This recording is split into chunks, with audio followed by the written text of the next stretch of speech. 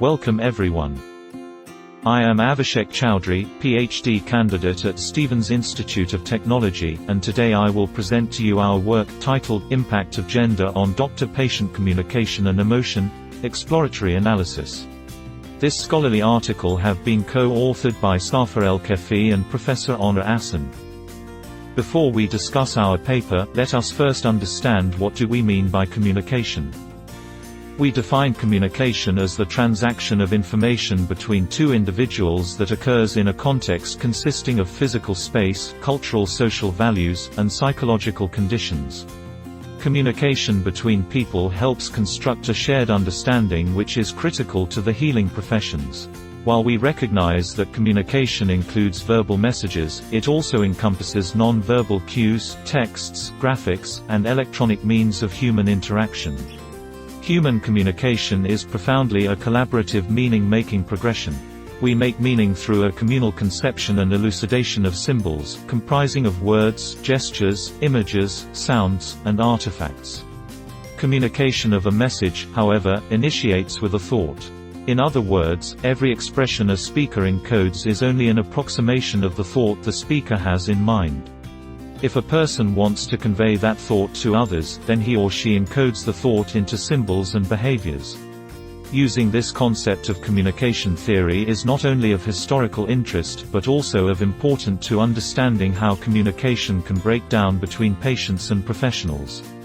Now that we know what communication is, in the following few slides, I will highlight the importance of our study and briefly discuss prior works in this area. In healthcare, communication of information, thoughts, and feelings occurs using speech or other means among clinicians and patients.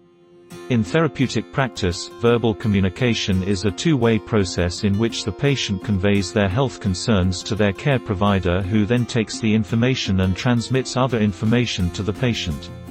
The care provider, based on the information retrieved from the patient, advises with treatment and a rehabilitation plan for health promotion. Studies have associated clinical communication skills to several positive outcomes, not limited to the satisfaction, adherence, and improved health status. To facilitate effective communication, understanding the patient's condition is not sufficient. The doctor must also convey the message that he/she is understandable and acceptable. It is a reflection of the knowledge of the participants, the way they perceive information, emote, and interpret. The way doctor communicates information to a patient is equally important as the information being communicated. Research has shown that effective doctor-patient communication can improve a patient's health outcome and safety by facilitating better diagnosis, quality of care, and patient satisfaction. Physician-patient communication is fundamental to the process and outcome of medical care. Developing communication strategies to improve patient health outcomes and doctor-patient relation have also been identified by the U.S. Department of Health and Human Services. Healthcare information technologies, particularly electronic health records, have significant impact on doctor-patient communication. EHRs were designed to improve caregivers' decisions and patients' outcomes.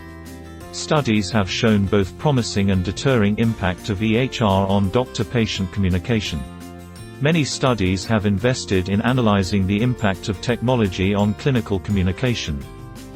However, other factors such as race, culture, emotions, literacy, language, gender, physical and cognitive ability, that can potentially influence doctor-patient communication have been neglected.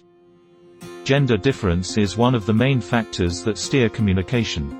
Outside the domain of healthcare, differences in the communication style of male and female have been well documented.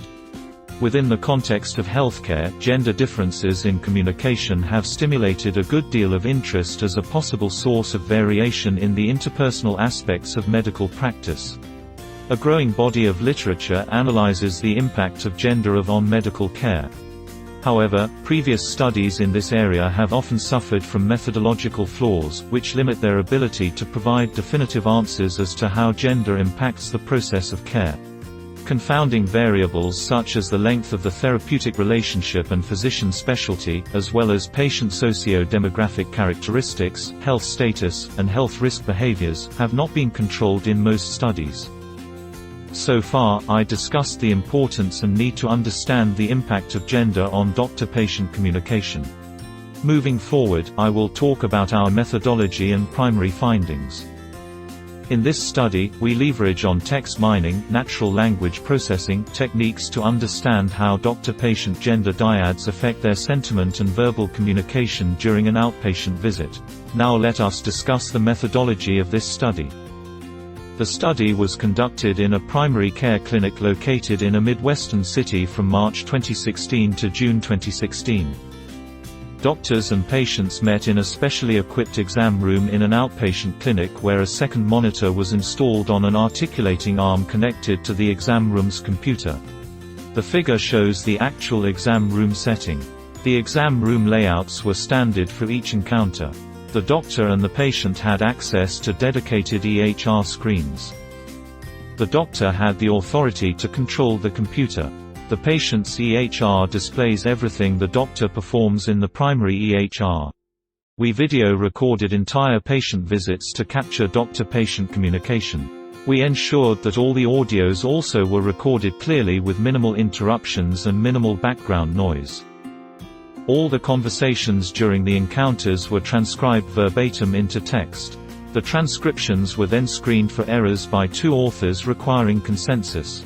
The waiting time and conversations between doctor and patient's family or other clinicians were ignored. The transcripts were then anonymized to ensure patient and doctor privacy. In the following few slides, I will briefly talk about our analysis. We used NLP primarily to pre-process the text data and identify all speakers' sentiment. In the process of converting raw text to a data frame, we grouped each clinical visit by doctor-patient gender dyads. Following this preliminary step, we captured the doctor's and patient's speech in separate adjacent columns to form a data frame which was then used to calculate the number of words, ignoring fillers such as oh, etc., used by each participant during the clinical visit. The data was also processed to remove customized stop words, punctuation, and special characters to measure and compare each group's verbal sentiment. We also performed stemming. After the data frame was cleaned, we performed TF-IDF. TF-IDF is intended to reflect the relevance of a term is in a given set of text. The intuition behind it is that if a word's frequency within a document is high, then its significance or relevance is considered to be high, whereas, if a word frequently occurs across many documents, its importance is deemed to be below. Finally, we used sentiment analysis to determine the sentiment of doctor-patient verbal communication.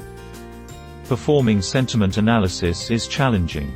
In the healthcare domain, contrary to simple text classification, lexical-based classification performs poorly due to anomalous interpretation of words. For instance, the term positive test results, in its literal meaning, reflects a happy, good emotion. However, the same phrase in healthcare indicates the presence of specific ailment or abnormality. To avoid such confusion, we manually removed clinical terms and words about diseases. We used Bing lexicons and classified the pre-processed text data into positive talk and negative talk. Positive talks captured positive sentiment through verbal behaviors such as agreements, encouragements, reassurance, relief, happiness, etc. The negative talk included explicit verbal expression of disapproval, pain, criticism, etc. For determining the different emotions during doctor-patient visits, we used NR Council lexicon. The emotionally focused talk included a specific inquiry about feelings and emotions, exploration of emotional concerns, and statements of empathy and concern. The NRC Emotion Lexicon is a list of English words that represents 8 basic human sentiments such as anger, fear, anticipation, trust, surprise, sadness, joy, and disgust. In the following slides, I will talk about our findings and the overall discussion of this study. We recorded 24 primary care visits consisting of 8 primary care doctors and 24 patients. Of all patient participants, 8 were male, and 16 were females. All patients participating in this study had comparable health complexities such as chronic management and follow-up visits. The average span of time patients had known their clinicians was 11 years with a standard deviation of 10. Clinicians' experience in using an EHR system varied from 8 to 16 years, with a mean of 11. Table shows the participants' demographics and gender dyads. All visits were scheduled to be a maximum of 30 minutes. All data points were tested for normality using the Shapiro-Wilk test at alpha equals 0.05. The figures illustrates the QQ plot for patient sentiments and doctor-patient verbal activities, respectively. This figure shows the comparison of verbal activity between different doctor-patient dyads. Male doctors talk significantly more with female patients and male patients. No significant difference in verbal activity was found between female doctors and male patients. Similarly, verbal activity of female doctor and female patient, male patient and female patient, and male doctor and female doctor were not significantly different. In this figure we can see the trend of sentiment for each doctor-patient encounter. X-axis represent each visits, the Y-axis represent the sentiment polarity ranging from -1 to +1. We observed that in most encounters, doctors and patients had similar sentiment. See the figure, patient sentiment denoted by red triangle and doctor sentiment denoted by blue squares are placed close to each other. However, in some doctor-patient encounters, we observed opposite sentiment polarity. We found one encounters where patient had positive sentiment whereas the attending doctor exhibited negative sentiment. In 6 doctor-patient encounters, doctors expressed positive sentiment whereas their patient's sentiment were found to be negative. Of all the encounters, we found one case in which both doctor and patient exhibited positive emotion. No significant difference in sentiment polarity was observed due to doctor-patient gender dyads. As shown in this figure, most of the doctor-patient conversation were associated with negative sentiment 0 to -1, however few positive sentiments 1 to 0 were also observed. As shown in the table, patients expressed more trust while conversing with their doctor of the same gender and expressed more sadness when the gender was different. In general, trust is conceptualized as an evolving effect, that is, an interacting set of emotions and assessments that develop and change over time. Trust can also be defined as one party's willingness to be vulnerable to another party based on the belief that the latter party is competent, open, concerned and reliable. In our study, trust is not indicative interpersonal trust, rather it indicates trust-related feelings or just an expression of trust. Male patients always showed more anticipation than female patients, but the expression of anticipation was highest during female doctor and male patient encounter. Female patients always expressed more joy when compared to male patients, but the expression of joy was more in male doctors and female patient encounter. This figure shows a similar trend of emotions between gender concordance and gender discordance scenario. The emotion trend was also found to be similar between the two gender discordance scenario A and B, however, the emotion of joy in the discordance case A, marked as red, was noticeably opposite than the emotion of joy in B. So far I have briefly discussed our findings. I will now discuss our results. Our results reinforce earlier findings that gender influences doctor-patient communication and sentiment. Our study provide evidence that there may be significant differences between concordant and discordant dyads. Our findings partially support the claim made by Hides, that women are more likely to exhibit tentativeness. Tentativeness implies that the speaker lacks the strength of their convictions about a statement. Individuals with tentativeness often tag a question at the end of a comment. In our study, we found that tentativeness was high with female patients and female doctors. Another study, conducted around men's cognitive functioning, claimed that men tend to anticipate more when they interact with women, and are motivated to impress them. In line with that reasoning, we observed that male patients tend to express more anticipation, mainly while conversing with a female doctor. According to Leeper and Ayres, men interrupt women in conversation considerably more than women interrupt men. We observed that male doctors talk significantly more than their female patients, whereas no significant difference between the female doctors and male patients was found. Our results indicate that male doctors either interrupt more than female doctors, or male doctors are more assertive and give more advice, as claimed by Fang and Rotter in their respective studies. The tendency to interrupt often is an indication of interpersonal power or an expression of dominance. However, interruptions also can be indicative of clarifications rather than dominance. Emotions play a major role in human interactions, yielding communicative intentions, modeling behavior, promoting attachment, influencing information processing, and even determining choices. Physicians' emotions in clinical settings have gradually been analyzed in medical education due to the recognition that physicians often deal with emotions arising from both the patient and themselves. The way physicians react and manage their emotions can affect both the physician and the patient. Consequently, emotions can shape the clinical relationship in fundamental ways. The same applies to patients. Patients often require education when their health is compromised.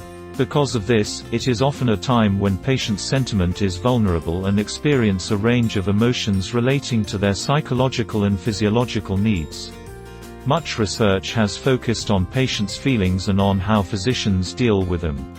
Still, there is a lack of study analyzing physicians' own emotions arising when they are seeing their patients. Our result suggests that doctors and patients emote more exuberantly with the opposite gender. Several communication theories describe the nature of communication in a different context. Communication accommodation theory (CAT) is one of the many communication theories that provide a structure for understanding the interpersonal and intergroup dynamics of communicators regulating their verbal communication style. The CAT argues that the individual's perception of their communication partners affects how they decide to behave in the interaction. Based on the CAT, we advocate that both male and female doctor patients would benefit from careful reflection about their communication styles. Our findings indicate that there are complex interactions involving the gender of the participants. However, our results were limited by the data size. While we have begun to speculate some of the impact of gender on doctor-patient verbal communication, much work must be done to thoroughly understand the role of gender in clinical verbal communication. I will now list some of the recommendations proposed in our study. Different cultural norms and values may be related to doctor-patient communication. Future studies should consider the roles of gender in psychosocial communication patterns, especially if female general practitioners talk with female patients. With the continuous feminization of medical care in the Western world, it becomes still more important to understand how female and male doctors communicate with their female and male patients. Especially the consultations of female doctors and male patients will be more common in the future. Therefore, gender should systematically be included in healthcare research. Future studies should also account for the change in emotions with time. Affective events theory (AET) explicitly adds time as an essential factor when examining affect. It recognizes that emotions fluctuate over time. AET examines the structure, causes, and consequences of affective experiences and views events as proximal causes of emotional reactions. Finally, the development of appropriate strategies for the implementation of knowledge about these gender differences will be crucial for the delivery of medical care. Moreover, medical schools, residency training programs, and clinical delivery systems should develop training programs that show the nuances and advantages of gender concordance and discordance and develop strategies focused on improving doctor-patient communication. Please read our article for detailed information. Feel free to contact us with any concerns regarding this study.